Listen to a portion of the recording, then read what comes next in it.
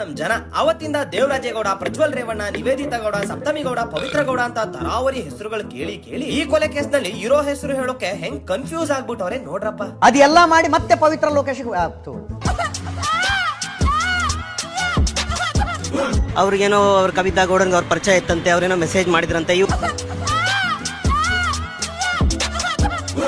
ಯಾಕಂದ್ರೆ ಪಾಪ ಈಗ ತಾನೇ ಮದುವೆ ಆಗಿ ಪಾಪ ರೇಣುಕಾಚಾರ್ಯ 1.5 ವರ್ಷ ಆಗಿದೆ.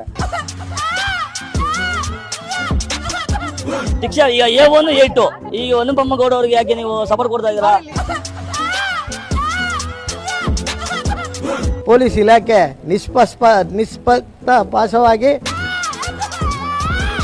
ಬೇರೆಲ್ಲ ಬಿಟ್ಟಾಕಿ ಹೋಗ್ರಿ, ಆದ್ರೆ ನಮ್ಮ ಅಜಿತ್ ಹನ್ಮಕ್ಕನವರು ಹೇಳಿದಾರಲ್ಲ ನೋಡಿ.